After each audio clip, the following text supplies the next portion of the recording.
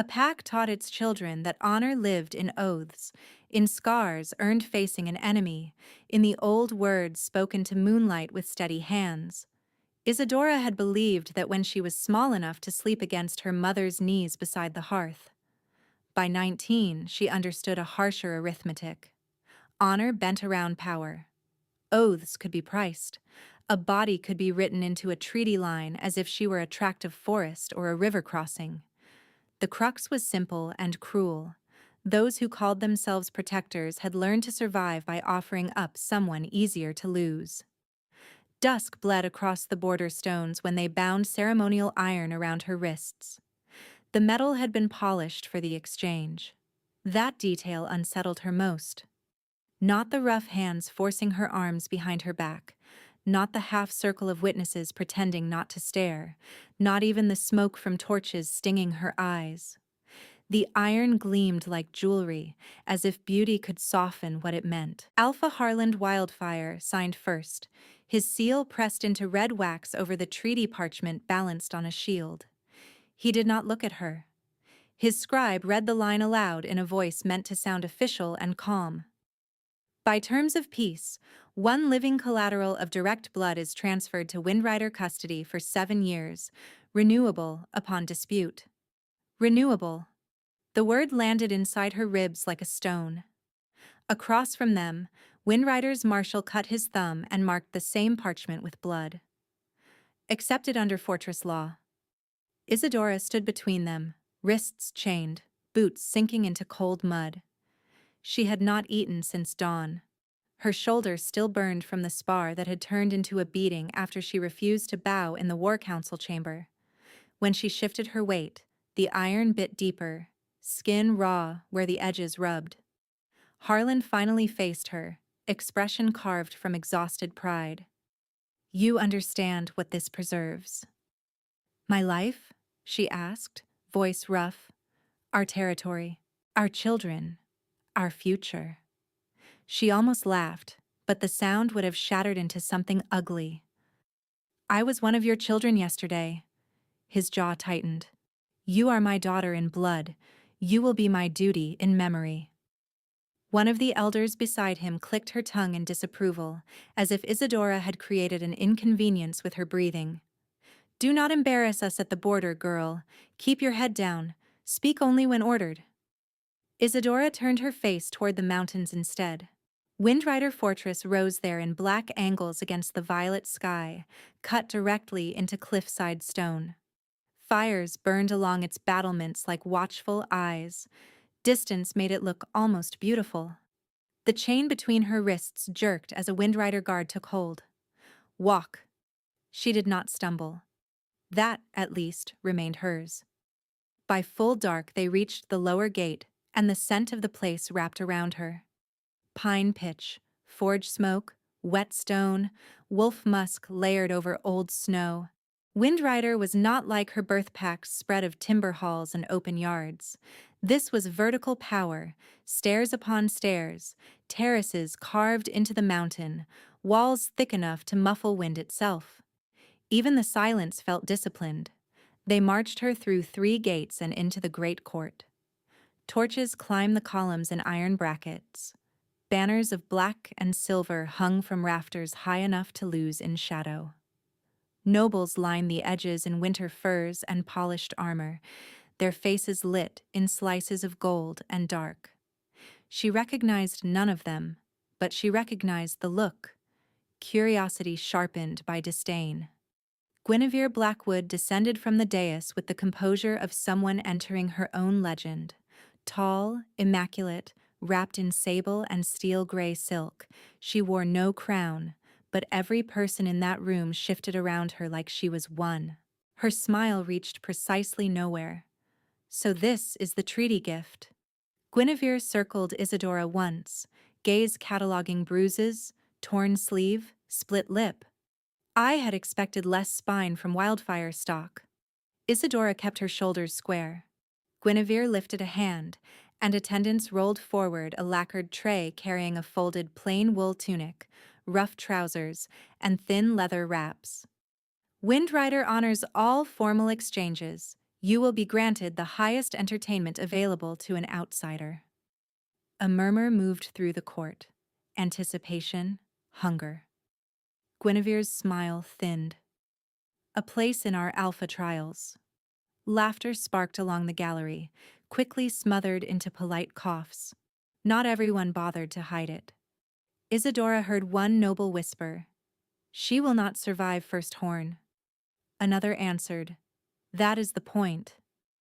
Guinevere stepped close enough that Isadora could smell winter rose oil on her skin. "You should thank me. Most collateral rot in counting houses and cellars. You, at least, will die where people can applaud." The words hit, then settled into a cold clarity that felt cleaner than panic. "I did not ask for your mercy," Isadora said. Guinevere's eyes hardened, then smoothed again in a blink. "Take her below. Teach her protocol. If she fails to kneel at presentation, chain her to the servant rail." They dragged Isadora down a side corridor into a stone holding room beneath the trial arena. Water dripped somewhere beyond the wall in steady intervals. A single brazier smoked in the corner. They removed the treaty irons only to replace them with lighter restraint cuffs linked in front. Easier for display, harder for fighting. A trial servant with ink-stained fingers shoved a slate toward her. "Mark this." The line scratched into the surface read, "Tribute 12, non-lineage entrant, no claim rights." "No," Isadora said. The servant stared, baffled. "It is a registry form." "It is a lie." He slapped her hard enough to ring her ears. "You do not have a name here." The room tilted, then steadied. She tasted iron at the back of her tongue and kept her hands from shaking by locking every muscle from jaw to ankle.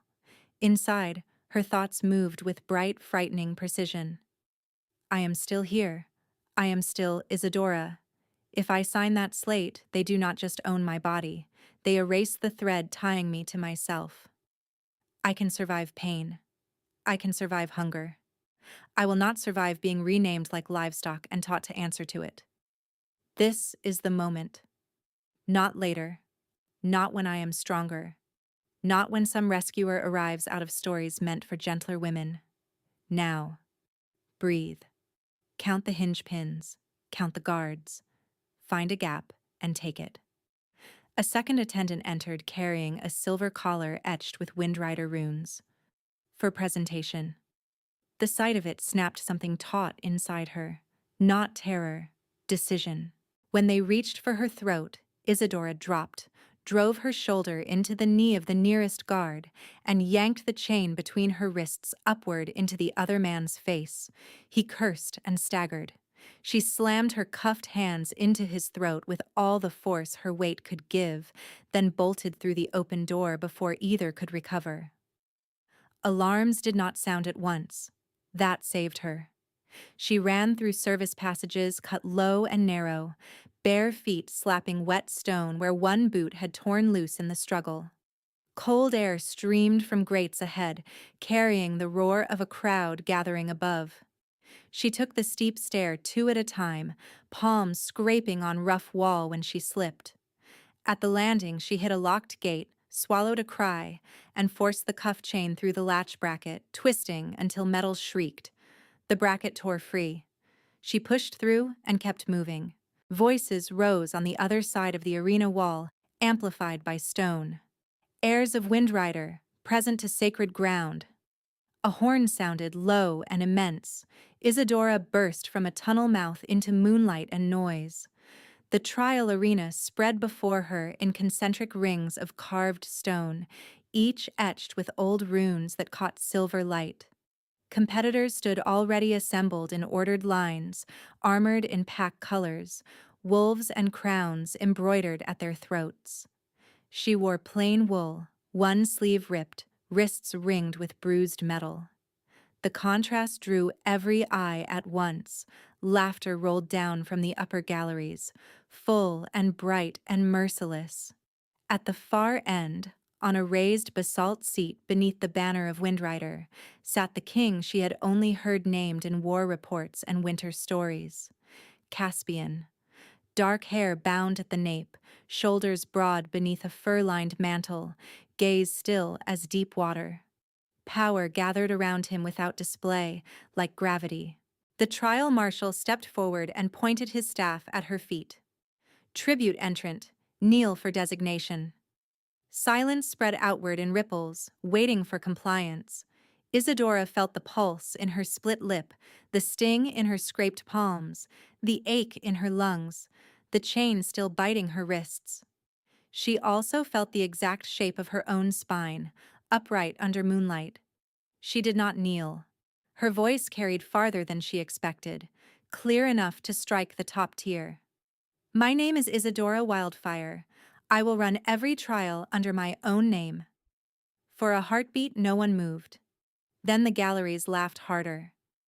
The laughter ricocheted off stone until it became a single blunt force, meant to flatten her into what they had already decided she was. Isadora stood through it, legs trembling with spent adrenaline, and found the one face in the arena that was not laughing. Caspian had not moved from the basalt seat. He watched her with a stillness that did not read as indifference. It read as calculation held under strict control, as if one wrong breath could crack the surface. To his left, Guinevere leaned forward with open delight, fingers drumming once against the carved armrest. To his right, the trial marshal waited with his staff planted on sacred stone, jaw set in ritual offense. Kneel, he repeated, louder this time. You stand before the crown. Isadora swallowed the taste of blood and answered him, not loudly, but with no break in her voice. I stand before stone. It does not ask me to lie. A hiss moved through the lower ranks. Two contenders in bronze-scale armor exchanged looks that said someone was about to be made an example. Along the arena edge, wind carried pine smoke and cold iron, and the musk of wolves packed too close together under restraint. It all pressed against her at once. Hunger, exhaustion, fear, the raw ache in her wrists where the cuffs had rubbed skin open. The body's truth was simple. She was near collapse. The mind's truth was sharper. Collapse here would become their story about her. The trial marshal turned toward the dais. My king, shall I enforce protocol? Caspian rose. He did it without haste, but the motion altered the entire arena. Conversation died by degrees, then all at once, like torches pinched out one by one until only moonlight remained. He descended 2 steps from the royal platform and stopped at the boundary rune, where sovereign bloodline was meant to witness but not interfere. State your name, he said. The command landed directly in her chest. His voice was lower than she expected, rough-edged, carrying easily over stone and distance. Isadora Wildfire. You're standing in this trial? She lifted her bound hands a fraction, iron glinting, uninvited. A few scattered laughs tried to rise and failed.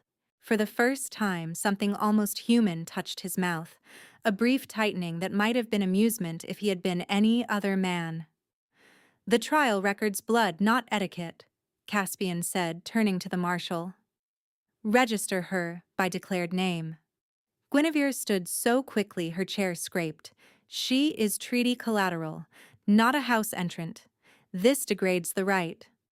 His gaze shifted to her, and whatever answer he gave remained private behind the angle of his head and the distance between them.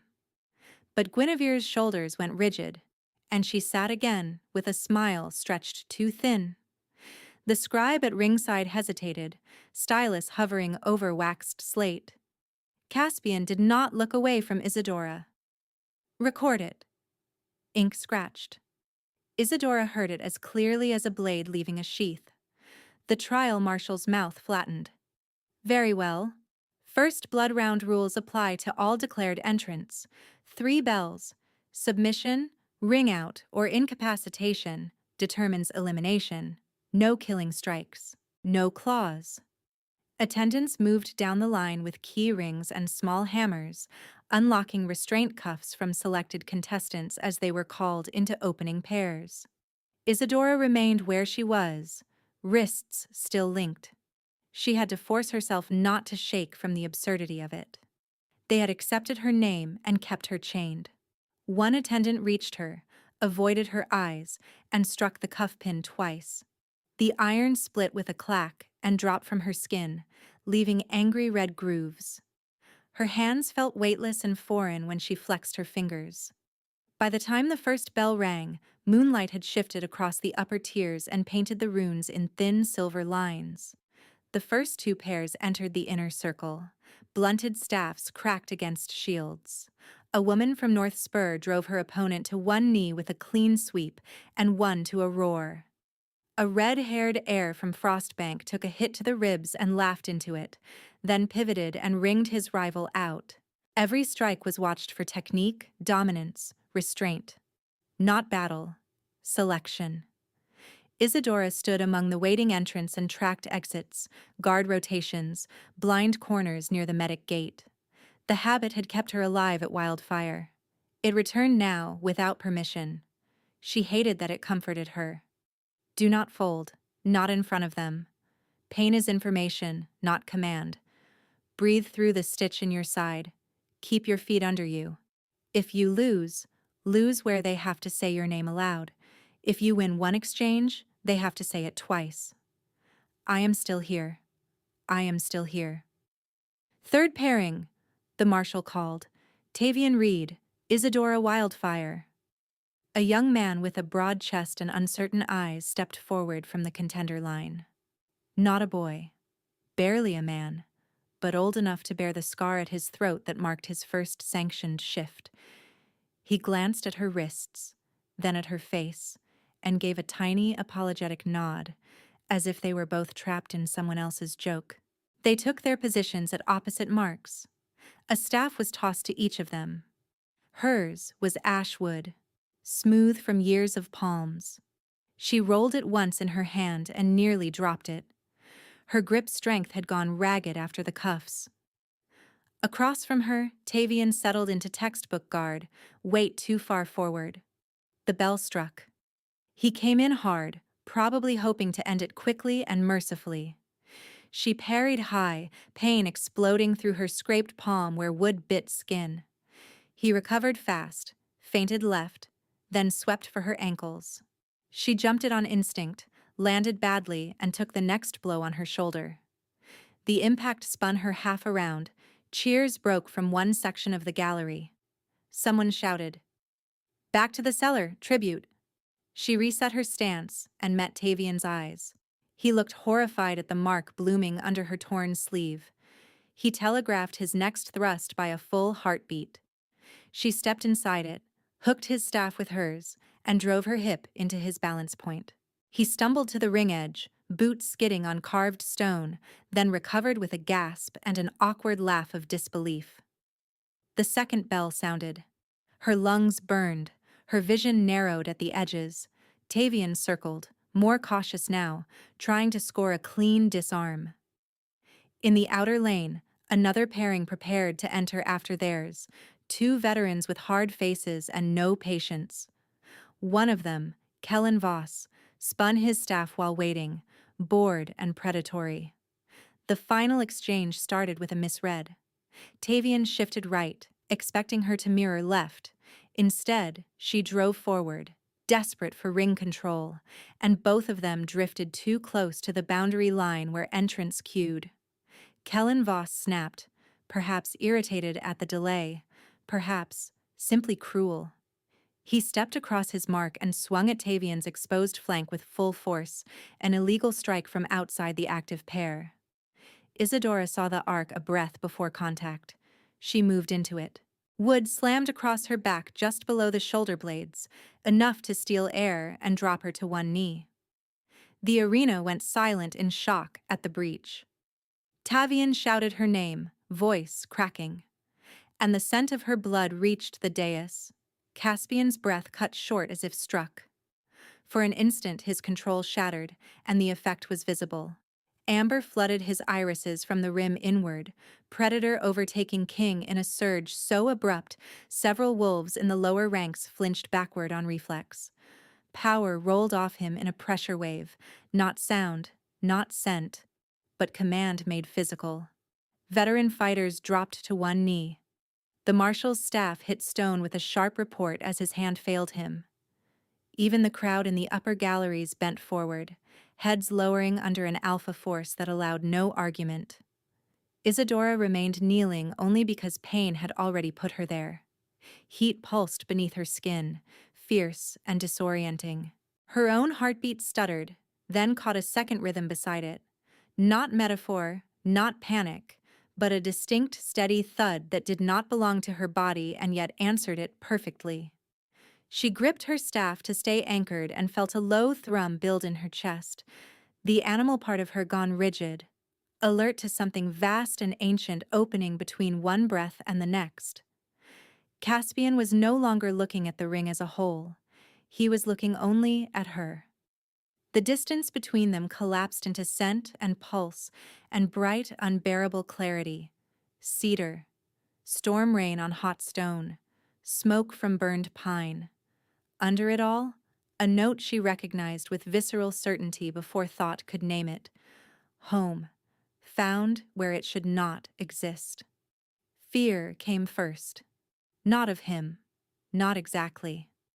Of what it meant that he could feel the jagged line of pain across her back, the tremor in her hands, the furious refusal that had carried her this far. She felt his answer in return, not words, but impact. Shock so deep it bordered on grief, wonder sharpened by old scars and a protective instinct rising with terrifying speed. I cannot carry this and survive. I cannot open to him. I cannot close, now that I know. Moon, help me, I know. I know what this is, and I do not want to know. If he is mine, then every chain they put on me can be turned into a chain on him. If I am his, they will call me ambitious and false and dangerous. If I deny it, I cut out my own breath. Stand up and choose before someone chooses for you. Kellen Voss took one step backward, face drained. I did not mean... Silence, Caspian said. One word, no shout. It struck harder than the bell.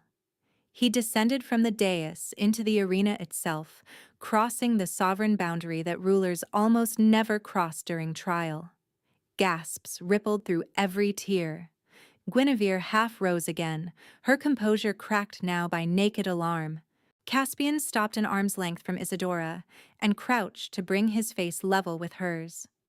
Up close, his features were all hard lines and weathered control, but nothing in him was distant now. Amber still threaded through his gaze, the wolf close to the surface. Look at me, he said, voice roughened by restraint. She did. The pull hit like gravity turning inside out. Not a spark, not a passing flare. A bond locking into place with the force of law older than treaties and thrones, older than the carved stone beneath their knees. The tight knot behind her ribs loosened and then burned, as if frozen ground had split to make room for spring water. His hand hovered near her shoulder, not touching. May I? The question in front of everyone almost undid her more than the bond had. Isadora nodded once. His palm settled lightly at her back, careful of the strike. The contact sent a clean current through both of them. She saw it happen to him in real time, jaw clenching, eyes closing for a single beat, breath leaving like a man who had carried armor for centuries and suddenly remembered skin. Around them, the court watched in stunned silence while king and collateral knelt on the same stone, bound by something no one in that arena could command or counterfeit. Caspian opened his eyes and spoke for the whole fortress to hear. Trial suspended.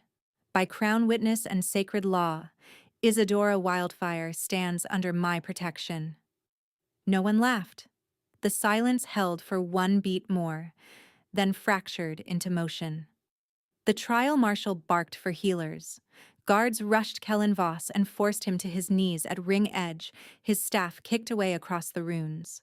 Guinevere descended 2 steps from the dais, voice sharp enough to cut through the noise. This is a blood round violation, not a coronation rite. Remove her to holding and resume the bracket. Caspian did not turn toward her. You heard me. suspended. He rose first, then offered Isadora his hand as if the entire arena were not watching. Her back throbbed in hot pulses where the illegal strike had landed, and her palms were slick with sweat around the ash staff. Accepting his hand felt dangerous in a way combat did not. Combat had rules, even broken rules. This had none she understood yet. She put her hand in his anyway. His grip was steady, warm and carefully measured, enough support to bring her upright without dragging her into him. When she swayed, he shifted closer, body angling between her and the crowd in a reflex so swift it looked practiced. Not possession, shielding. "Medic corridor," he said to the nearest captain. "Clear it." He walked beside her rather than ahead, ignoring every protocol stare they drew as they crossed the arena floor. The crowd remained unnaturally quiet. Thousands of people suddenly aware they were witnessing something that would be repeated for years with details bent to allegiance and fear. Isadora felt each step in her spine. She also felt the bond, that second pulse still synchronized with her own, still sending strange impressions over the raw line connecting them. His anger came through first, cold and focused at Voss, at the breach, at everyone who had laughed when she entered. Under it sat something less familiar and far more unsettling. Relief, as if he had spent a long season braced for loss he could not name, and had finally seen it step out of shadow. In the stone corridor beneath the stands, torchlight narrowed to amber bands across wet walls. The medic chamber smelled of crushed yarrow, alcohol, wool, and old smoke. Two healers moved in with competent hands, cut away the torn-back seam of her tunic, and examined the swelling across her shoulder blades. Isadora clenched her jaw and refused to make sound while they pressed salve into broken skin. Caspian remained near the door, still as a carved pillar, giving orders without raising his voice. "No sedative, she decides." A beat later to Isadora. "Do you want it?" "No." He nodded once. Then no. That simple transfer of choice left her more off balance than the pain did. At Wildfire, refusal had been interpreted as defiance to be corrected. Here, it became instruction. When the healers finished binding her and withdrew, one of them paused at the threshold. "My king, the Mark inquiry will require your statement." "It will wait." He glanced to Isadora's wrists, still bruised from the treaty irons and the trial cuffs. "Water first, then records." The door shut behind the medics. Quiet settled, broken only by the fire in the brazier and the slow drip of water somewhere deeper in the mountain. Isadora sat on the edge of the treatment table, shoulders tight, eyes tracking him as he moved to a tray of instruments left from the dressing. Tweezers, clean cloth, bowl, salve pot. Gravel still dotted her palms from the ringfall. She had stopped noticing until he drew up a stool in front of her and set each item in a neat line where she could see it clearly. He did not touch her. "Isadora," he said, voice gentler now and rougher at once. "Your hands are full of stone grit. If it stays, they will tear open again tomorrow. May I clean them?" She stared at him, certain she had misheard. Kings did not ask permission of collateral girls. They certainly did not ask twice. His gaze held hers with deliberate steadiness. "You can say no." The bond carried no coercion, no push, no command masquerading as concern. Only vigilance and restraint wound tight as cable. "Yes," she said finally, because her palms burned and because she wanted to know whether this was performance for some unseen witness. "Clean them." He exhaled, almost imperceptibly, and dipped a cloth in warm water. "Left hand first?" She gave him her left. He worked slowly, announcing each movement in a low voice as if reading from ritual. "I am lifting your fingers now. There is a larger shard near your thumb. This will sting." It did sting. She flinched. He paused immediately, eyes flicking up. "Do you need a moment?" "No." "Keep going."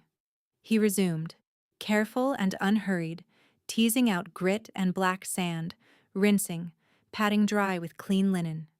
He repeated the process on her right hand, then spread a thin layer of salve over the worst abrasions. The sensation was unexpectedly intimate, not because of touch alone, but because he handled her as if injury were not proof of weakness but evidence of what she had endured. When he finished, he sat back and placed both hands flat on his knees, clearly done unless invited further. Your back will bruise hard by midnight. You should not sleep on stone. A strained laugh escaped her before she could stop it. My accommodations are not usually negotiable. Tonight they are. She studied him in the firelight. The amber in his eyes had receded to a faint ring, but it remained, a reminder of what had detonated in the arena and what neither of them could pretend away now. He looked less like a throne and more like a man who had learned to survive by keeping every vulnerable thing locked behind iron doors. You could have claimed me down there, she said, in front of everyone. No one would have stopped you. His expression did not change, yet the bond flashed with a flare of old rage, directed not at her, but at the idea. A forced claim is a dressed-up assault. Sacred language does not clean it. The words landed with brutal clarity. He leaned forward just enough to rest his forearms on his thighs, still leaving space between them. Listen carefully, because court will try to blur this. The bond recognizes. It does not entitle. If you choose me, it will be by your will, in your time, with witnesses or without them as you prefer. If you do not choose me, I will still keep you safe while you remain in Windrider. She searched his face for evasion and found none. Why? She asked. You do not know me. He gave a short, humorless breath that might have been the ghost of a laugh. I know what power does when it goes unchecked. I have worn it long enough to see the pattern from every side. Power without tenderness is only polished violence.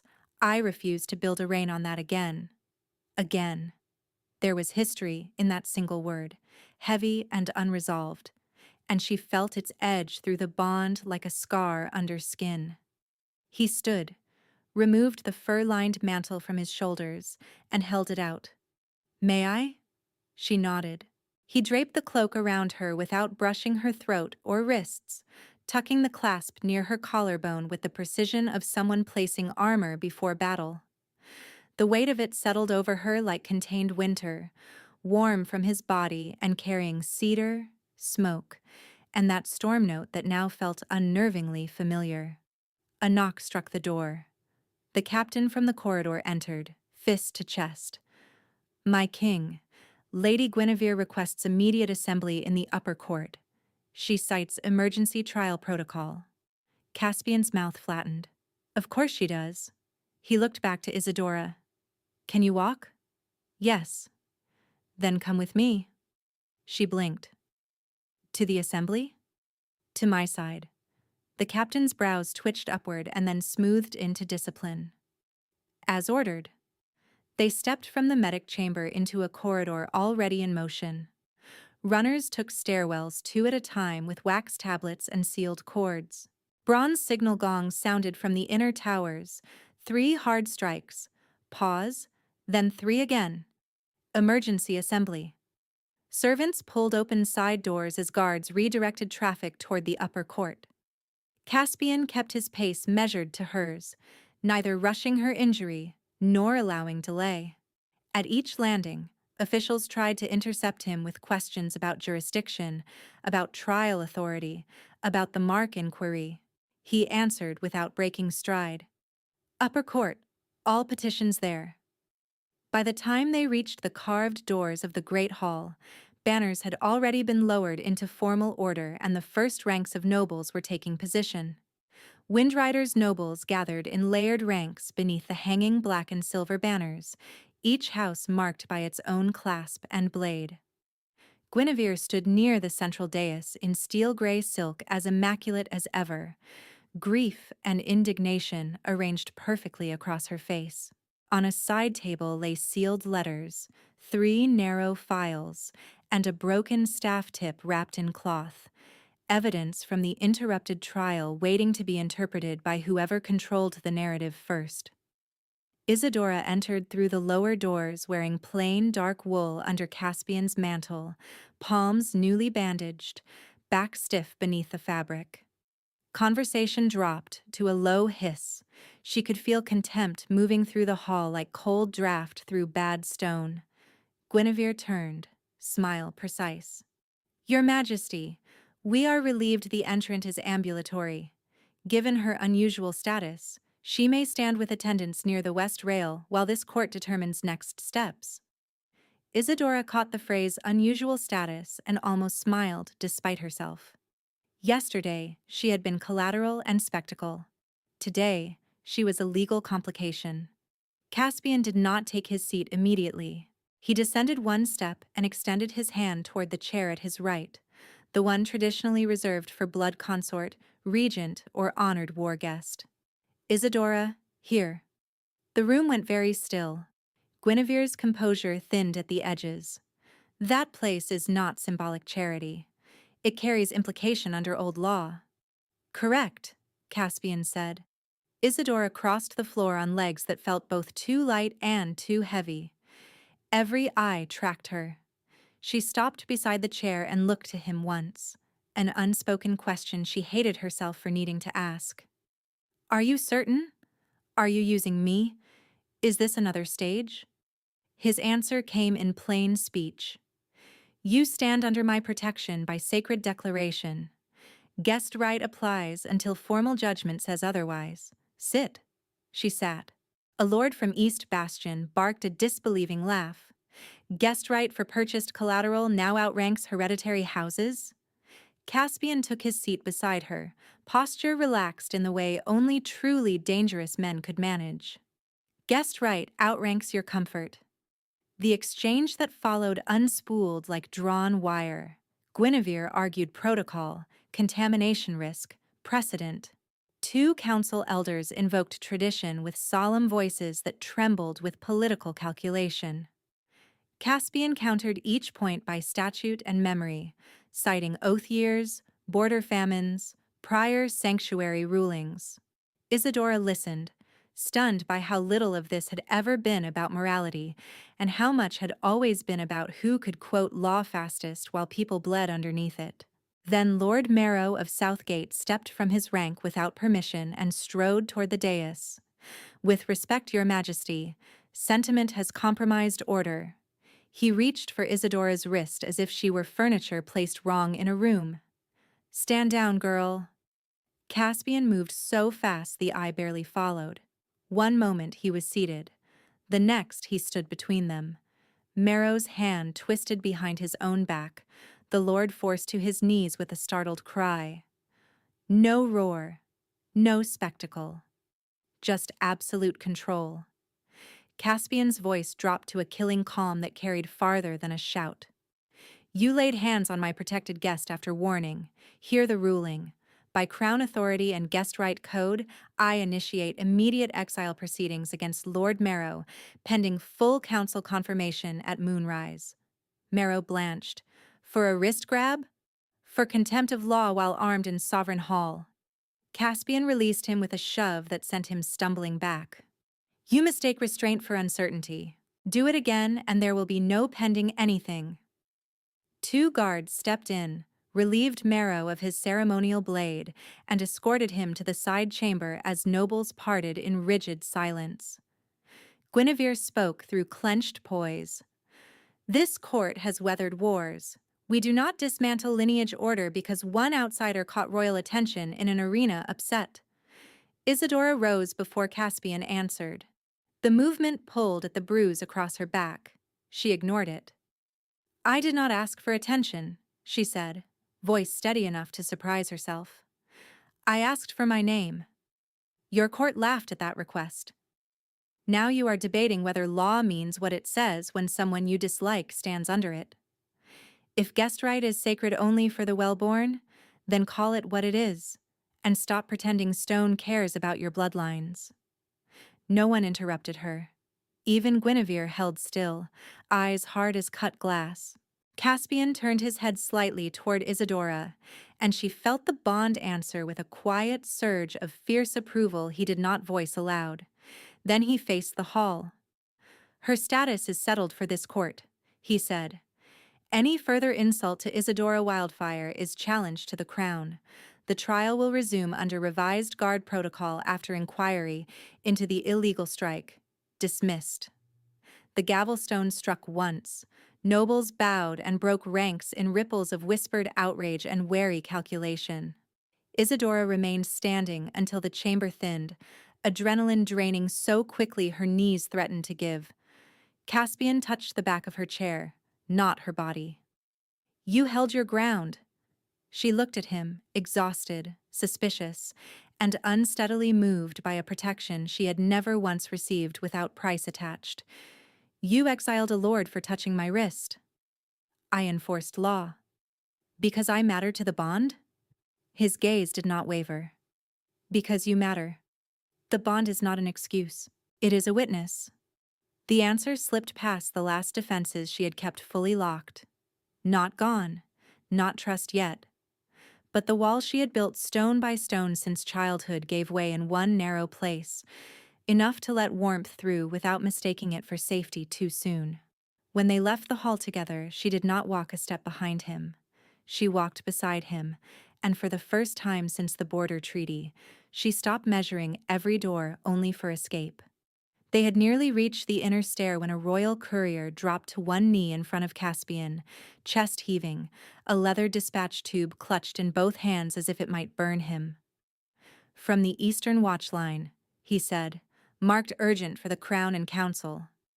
Caspian took the tube, broke the wax, and scanned the first page while they kept walking. Isidora watched his face lose what little softness the last hour had carved into it. He passed the sheet to her without warning. The script was neat, formal, and vicious. To Windrider Crown. Intelligence confirms treaty collateral Isidora Wildfire accepted covert tasking before transfer. Objective probable. Close quarters assassination during trial congestion. Secondary objective, sabotage Moonwell right to discredit succession accords. Source reliability, high. Attached are copied directives bearing Wildfire hand. Below the report sat a signature she knew in her bones, Harland Wildfire. Her father's seal pressed into black wax. For one breath, she could not hear the corridor around her. Then the sound rushed back all at once. Boots on stairs, distant metal, wind through arrow slits. Her hands turned cold beneath the bandages. "It is false," she said, and hated the plea in her own voice. "He gave me a way to keep land.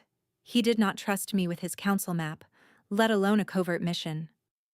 Caspian drew the remaining pages, 2 more letters, each uglier than the first, each naming her as a planted weapon.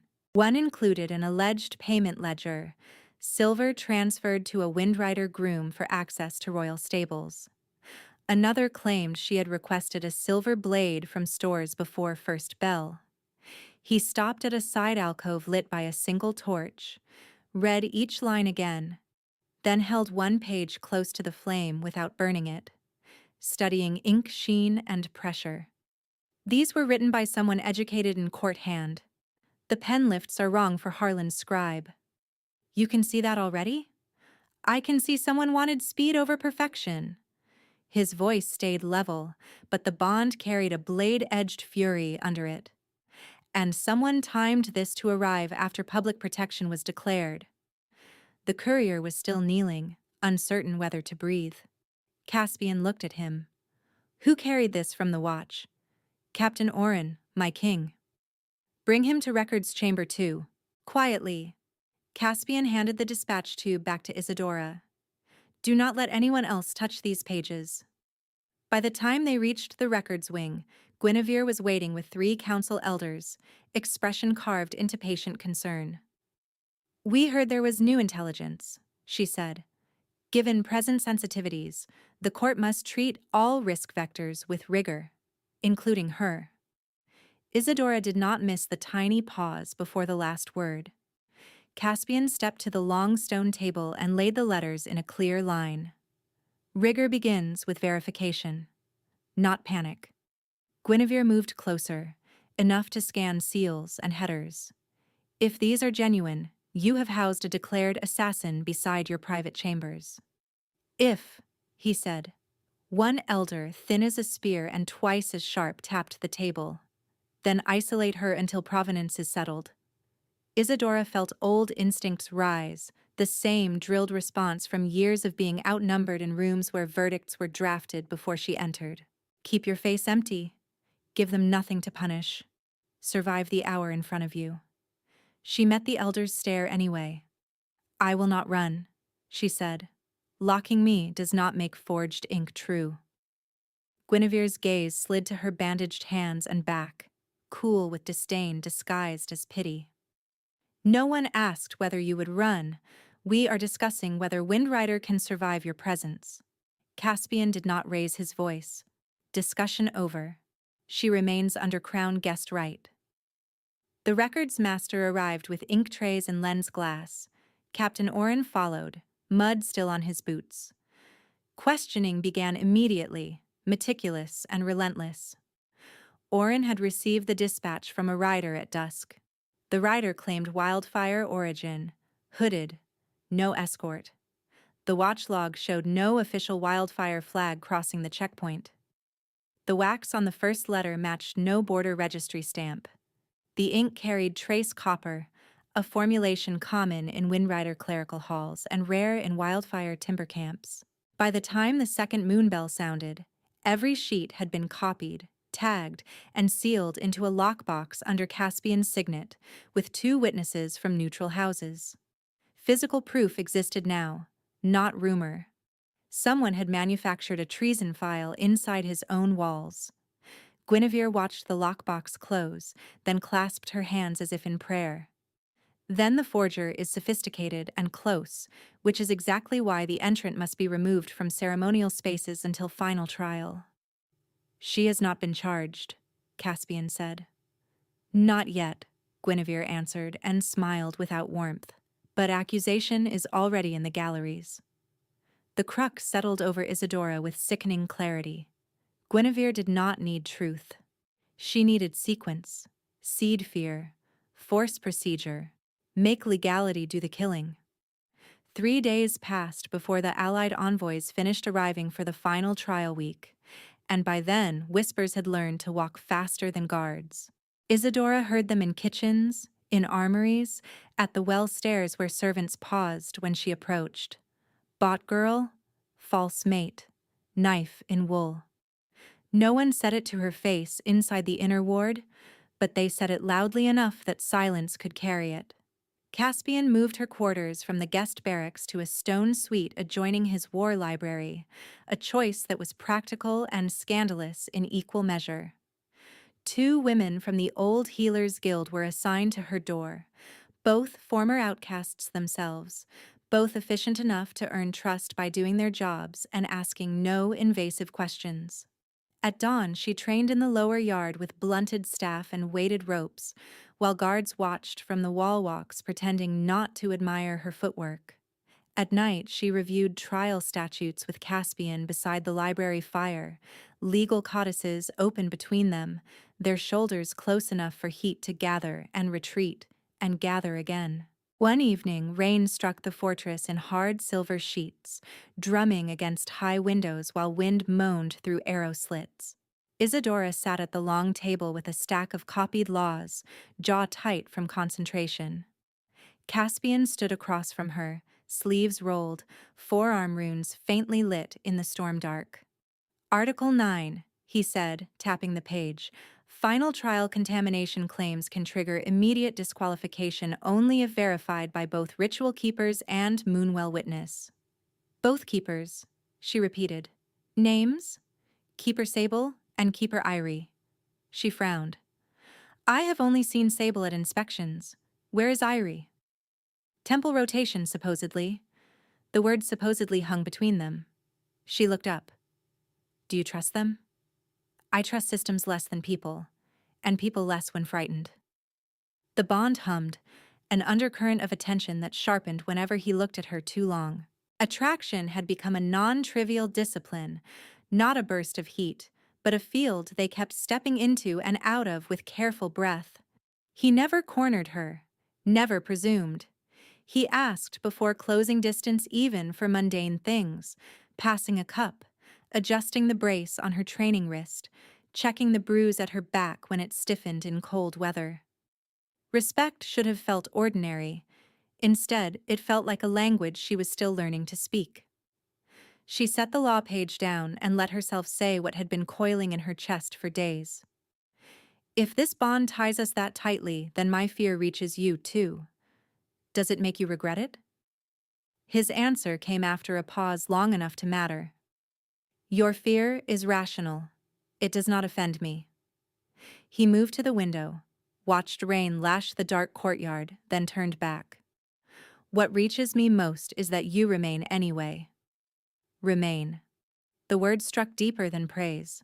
She had spent years being tolerated as a liability, and now found herself wanted for endurance she had never celebrated in herself. Inside, her thoughts ran bright and unguarded. Stay alert. Wanting safety can make you careless. Wanting him can make you blind. But look at him. No demand, no chain, no theater of kindness that expires when doors close. This is what terrifies me, not cruelty. Kindness that holds under pressure. If I step toward it, I could lose more than skin this time. I could lose the armor that kept me alive. Yet every night I choose the same chair across from him and call it study. Every dawn I hear his steps in the corridor and my breath steadies before I can stop it. This is not surrender. This is recognition. And recognition asks for courage I do not yet trust myself to own. A knock interrupted them. The temple steward entered, pale and damp from the weather. My king, Keeper Irie requested sudden leave at moonrise. No replacement filed. Keeper Sable asks that pre-trial Moonwell inspection proceed tomorrow regardless, due to envoy schedule. Caspian's gaze hardened. No solo inspections. 2 keepers or none. The steward swallowed. Sable insists delay would insult allied packs. Then allied packs can survive insult. He dismissed the steward and turned to Isadora. You do not go near the Moonwell without me. She nodded, but unease had already taken root. Distinctive details stacked like mismatched stones. Missing keeper, urgent schedule pressure, forged correspondence, and Guinevere's relentless insistence on procedure that always seemed to narrow around one target. The strike came at dawn under clear sky, not storm, which made it feel cleaner and therefore crueler. A ceremonial summons arrived sealed with council sigils and crown countermark, authorizing an extraordinary purity demonstration before envoys to restore confidence. Caspian read it once and swore under his breath, the sound low and controlled. The countermark was genuine. Someone in his own seal office had processed it before his desk was staffed. He moved to refuse, then stopped, jaw set as calculation overtook instinct. If we reject publicly, they call it concealment. If we attend, we walk into their frame.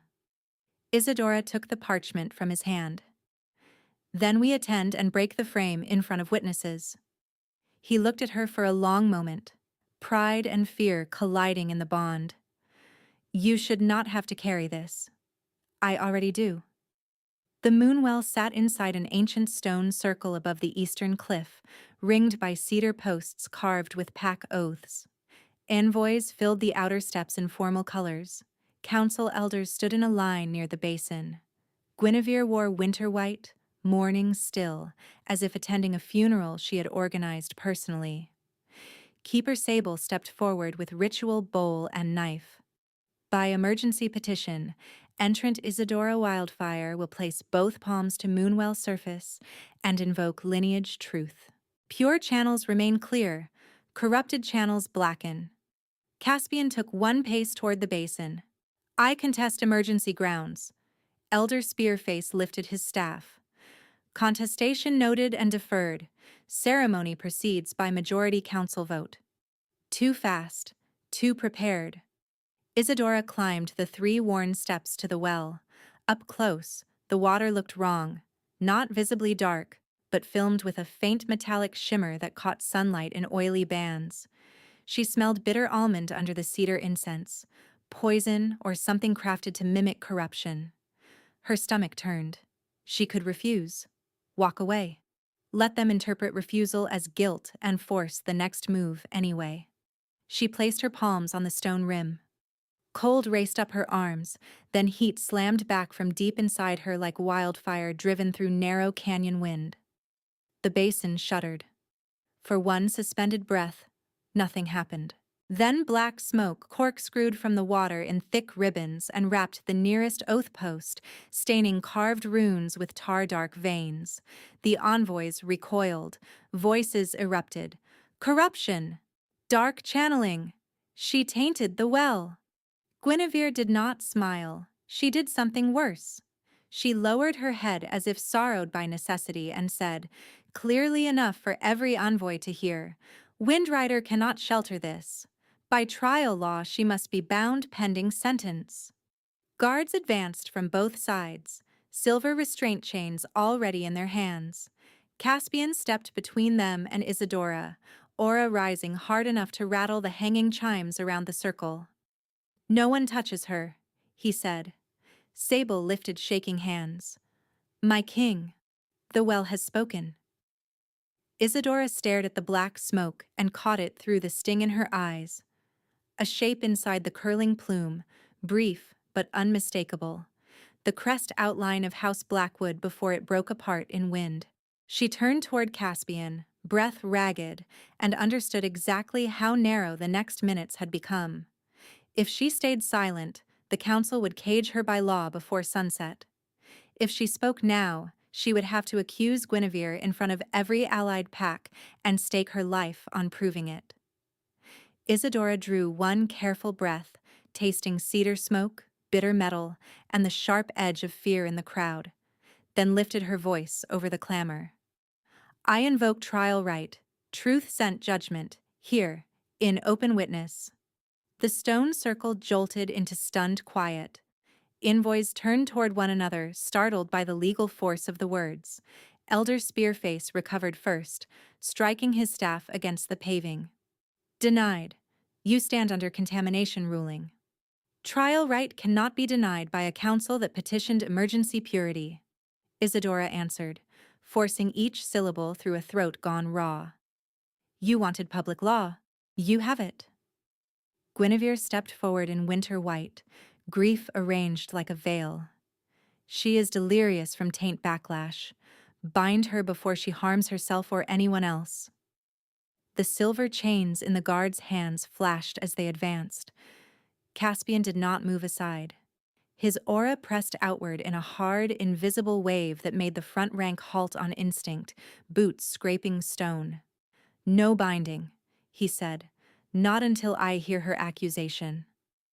Isadora's palms still burned from the Moonwell contact, heat and cold tearing through her nerves in alternating surges. She met Caspian's eyes only briefly, then fixed on Guinevere. My accusation is treason through ritual corruption, forged crown intelligence, and attempted murder under trial law. Gasps scattered through the envoys.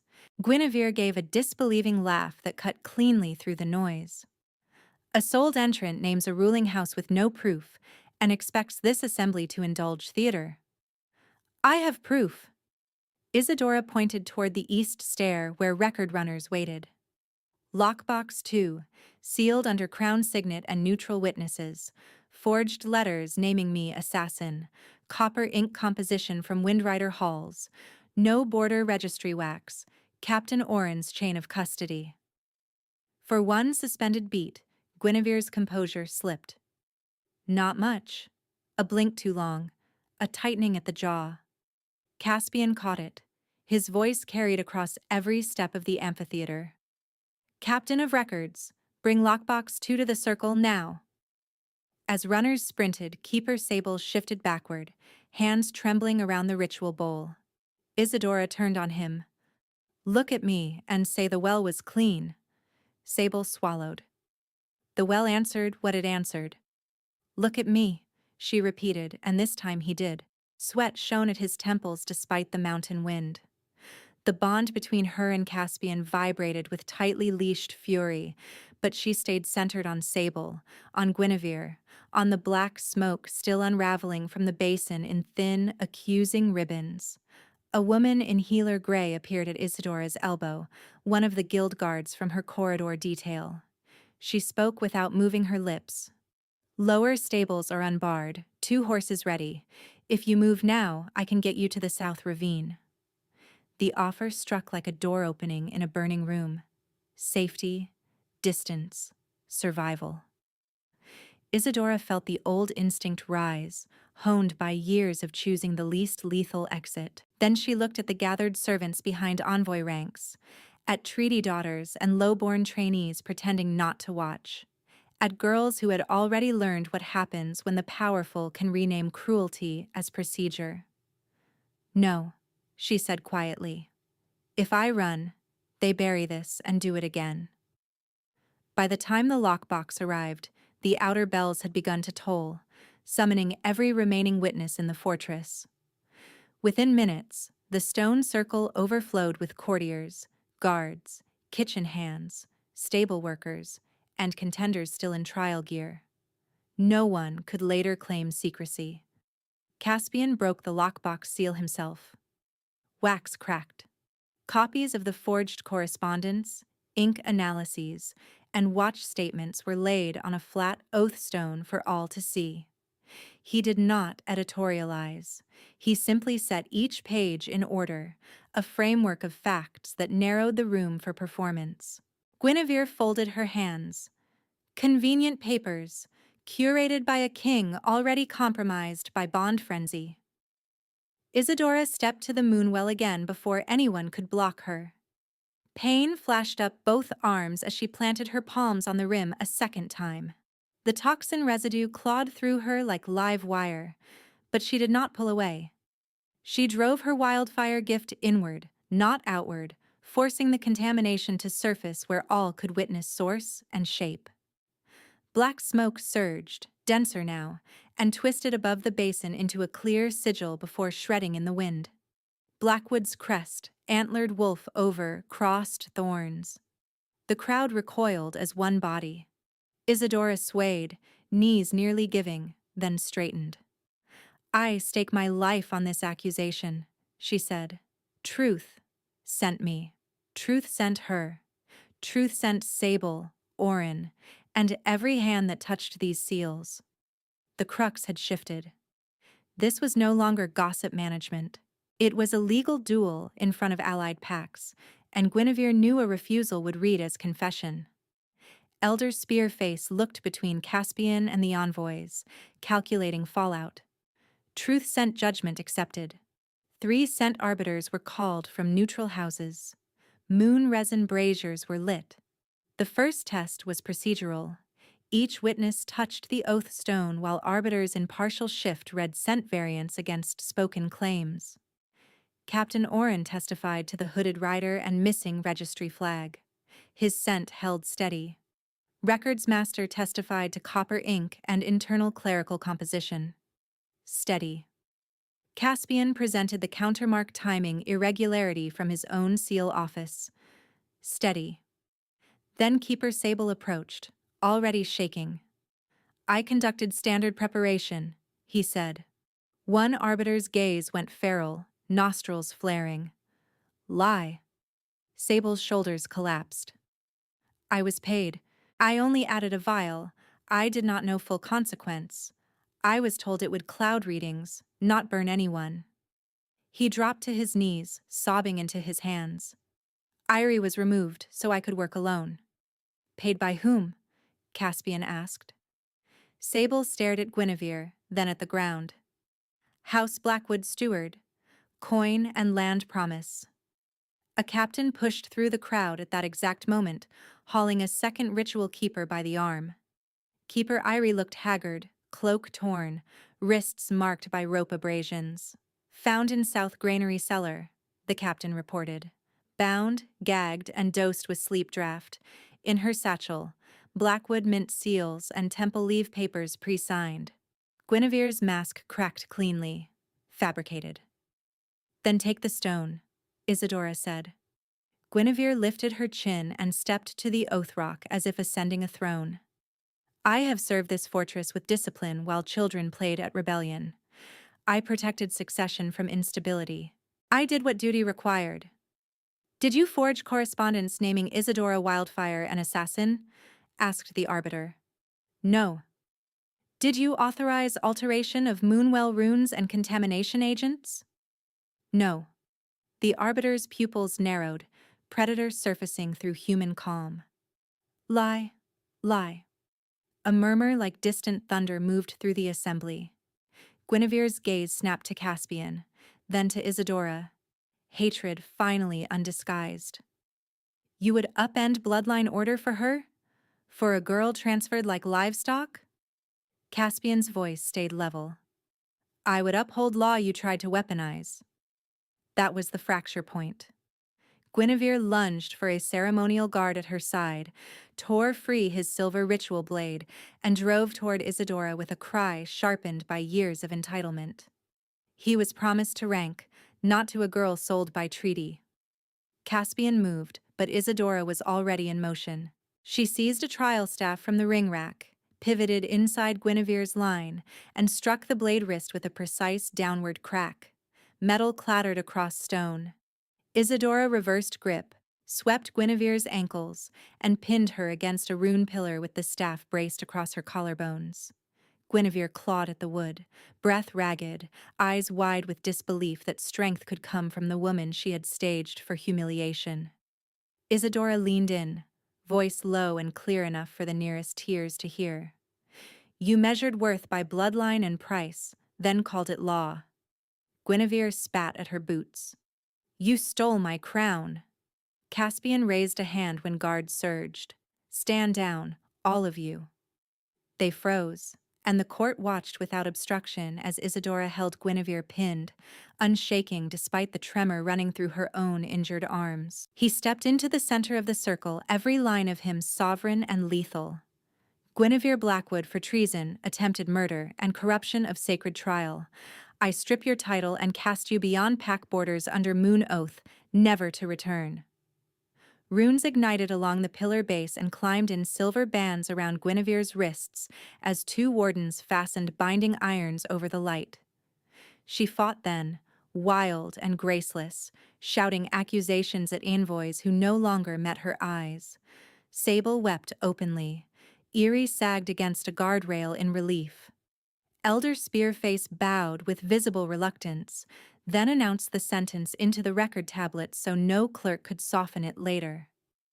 As wardens dragged Guinevere toward the exile gate, she twisted once more toward Isadora, fury hollowing her voice. This fortress will choke on you. Isadora lowered the staff only when the gate slammed shut behind the former lady. Her hands shook afterward, not during. Caspian crossed to her but stopped one pace away, letting her decide distance even now, with the whole pack watching. Around them, the political weather changed in real time. Nobles re-ranking loyalties, envoys whispering treaty implications, servants lifting their heads as if a weight had shifted off the air. The poisoned moonwell smoked its last dark thread and cleared to mirror-bright silver. No one laughed. The silence after Guinevere's removal felt carved from the same stone as the trial ring, hard and absolute. Isadora let the staff fall from her hands and listened to it strike once and roll to a stop. Her palms were shaking now, her shoulders burning, her breath ragged from pain and release, and the sheer force of staying upright while the world changed around her. Caspian stood one pace away, gaze fixed on her as if the crowd had ceased to exist. He did not reach first. He did not claim first. He lowered his head, not in submission, not in theater, but in respect witnessed by every rank in Windrider. In this arena, he said, voice carrying to the highest step, you were chained, mocked, and told your name had no standing. I will not bind what is freely given. Isadora Wildfire, do you choose this bond with me as your mate, before all who watched you fight for your life and truth? Her throat tightened. This was the crux she had been moving toward since the border at dusk. Whether she would be taken into another structure of polished control or walk into a partnership she could name as her own. The bond between them hummed like a live current, full of hunger and tenderness and restrained power waiting for consent. She stepped forward until her chest brushed his. I choose, she said, not as collateral, not as mercy, as your equal, mine by will, yours by will. A visible shiver ran through him. Amber bled into his irises, the predator surfacing, but his hands remained open at his sides. Say where I may touch you. The question, asked publicly, tore through the last remnants of fear that this would become another beautiful cage. Here, she whispered, guiding his hand to the curve where neck met shoulder. Mark me. He cupped the back of her head with reverent care and bent, breath warm against her skin for one suspended heartbeat before his teeth sank in. Pain flashed bright and clean, sharp enough to steal sound, then transformed almost instantly into a spreading heat that flooded down her spine and outward through every nerve. Gold threads lit beneath both their skin, racing from wound to wrist, throat to heart, mapping a connection older than law. Caspian made a broken sound against her shoulder, half growl, half prayer. Through the bond, sensation and emotion poured without barrier. His awe, his relief so vast it bordered on grief, his fierce protective devotion, his wonder at her strength, his fear of ever failing her, and beneath all of it an anchoring certainty that felt like standing barefoot on sacred earth after years on ice. Mine, he whispered at her throat. The word did not cage, it rooted. She tipped his chin up, fingers trembling only once, then steadying. Yours, she said, and drew him down enough to reach the strong line of his neck. Mate. Her bite landed at his throat, deliberate and equal. His body went taut in her arms, then shuddered as the mark took. The bond surged fully open, not a thread now, but a living bridge of sensation and trust and shared instinct. She felt the exact beat of his heart, the controlled violence in him settling around her like a shield that answered to her voice. The part of him that had stood alone for too long finally unclenching. He felt her too. Old terror, hard-won defiance, the fragile places she had hidden beneath discipline, and the fierce loyalty that had always been there waiting for someone worthy of it. Their foreheads touched. Around them, wolves in the gathered ranks lifted their heads and answered with low, resonant calls that rolled across the mountain. No chains between us now, they whispered at once. His arms closed around her then, careful of bruises, and she leaned fully into him without bracing for the price. The settled bond felt like a second breath she had been denied her whole life and had finally, stubbornly, claimed. At moonrise, the great court filled again, not for spectacle, but for record. The lockbox from Records Chamber 2 sat open on the central oath table under 3 neutral seals. Every physical piece of evidence was logged aloud and entered into permanent archive. The forged letters, the copied directives, the copper ink analysis sheets, the false countermark authorization, the Blackwood mint seals found in Keeper Irie's satchel, and Sable's signed confession tablet. Copies were pressed with court wax and handed to each Allied envoy before witnesses, so no house could later claim uncertainty. Captain Oren stepped forward to receive formal commendation for preserving chain of custody instead of obeying pressure to route the dispatch privately. The seal office clerk who processed the unauthorized countermark was brought under guard, confessed to Blackwood bribe coin, and was sentenced to labor service under watch rather than exile because he cooperated before sentencing and named every intermediary. Guinevere's steward, identified by Sable and Irie, was stripped of rank and sent beyond the same border road under iron oath. Lord Marrow's pending exile came to vote and was confirmed by clear majority after he admitted he had ignored direct Crown warning in Sovereign Hall. Kellen Voss, for the illegal strike that triggered the first breach, lost trial standing for 5 years and was reassigned to Outer Winter Patrol with no command authority. Tavian Reed requested the floor and offered witness statement that Isadora had taken the blow meant for him. When he finished, he bowed to her first, then to Caspian. Keeper Irie was restored publicly to Temple office, with full stipend paid from confiscated Blackwood holdings. Keeper Sable, trembling and hollow-eyed, accepted sentence of 10 years' service in the healing yards under restraint Gies, where his knowledge could repair some part of what he had damaged. Then Caspian stood, and the chamber stilled. "Last matter," he said, "treaty reform." He handed the quill not to an elder but to Isadora. She stepped to the table in plain black, her fresh mark visible above the collar. The revised accord lay waiting, drafted in her hand and reviewed line by line before envoys.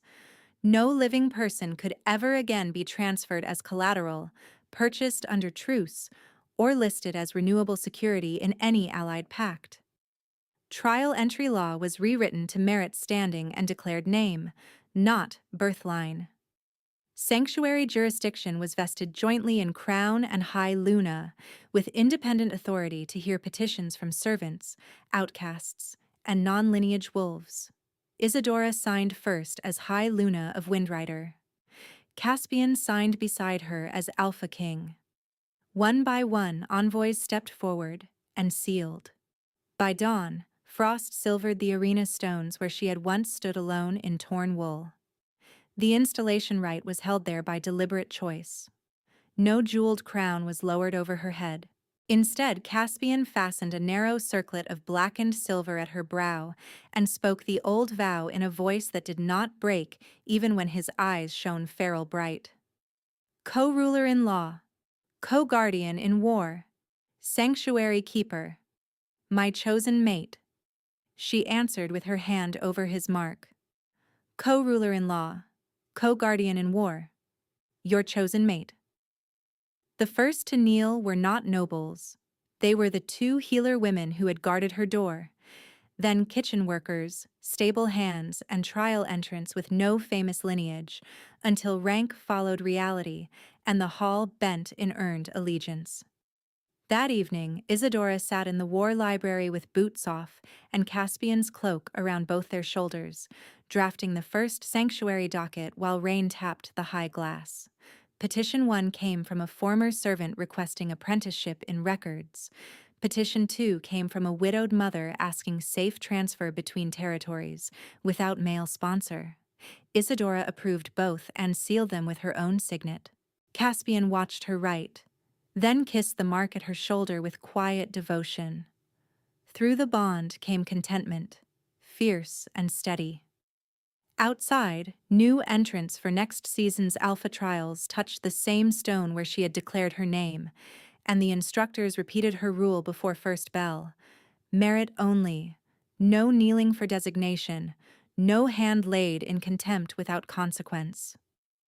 When Isadora entered the chamber to hear evening petitions, every voice fell respectful, and no one laughed again.